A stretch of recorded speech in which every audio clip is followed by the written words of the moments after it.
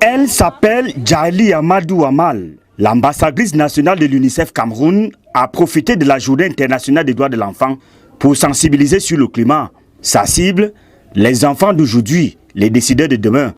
Nous sommes dans le Sahel et la situation s'aggrave de jour en jour. Surtout chez nous, dans le Grand Nord Cameroun. Vous voyez, à chaque fois, on a le même problème. D'abord, nos villes ne sont plus aussi belles que quand moi j'étais petite, par exemple, parce qu'à chaque fois qu'il y a eu un arbre qu'on a coupé, eh bien, personne n'a jamais remplacé ces arbres-là. Déjà, même sur le plan de la beauté des villes, il y a un problème. Et puis, toutes les conséquences qu'on connaît, les délestages aujourd'hui, le manque d'eau, la chaleur extrême, les inondations,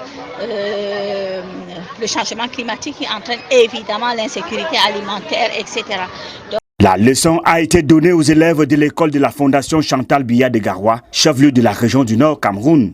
J'ai appris que le climat est le temps qu'il fait dans une région donnée.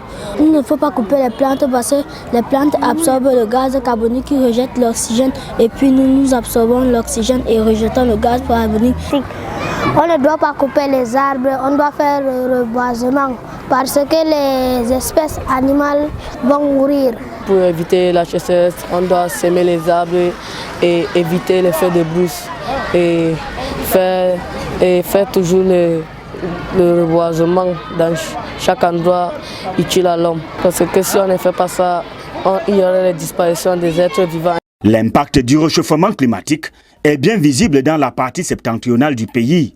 Entre des graves inondations et l'intensité du soleil, les populations ne savent plus à quel sens se vouer. Il faut agir. il faut absolument qu'on agisse maintenant, aujourd'hui et pas demain. Si on ne le fait pas, eh bien c'est toutes nos vies finalement qui sont en danger. Tout le monde devrait prendre conscience de ça et tout le monde devrait s'activer d'abord au sein de la maison, puis au sein de la communauté pour planter de plus en plus d'arbres. Je ne peux pas comprendre qu'on vive dans nos maisons, dans le Grand Nord Cameroun où on a autant de place et qu'on entre dans une maison où il n'y a même pas un arbre fruitier. C'est pas normal. Donc, chers parents, les mamans, les papas, donnez le bon exemple pour que vos enfants puissent continuer à vivre. Si on ne fait rien, dans 50 ans, 100 ans, cette ville aurait disparu. La leçon de Djaili Amadou Amal, prix Goncourt 2020, s'est achevée par une séance pratique. Les élèves ont planté des arbres avant de peindre en bleu.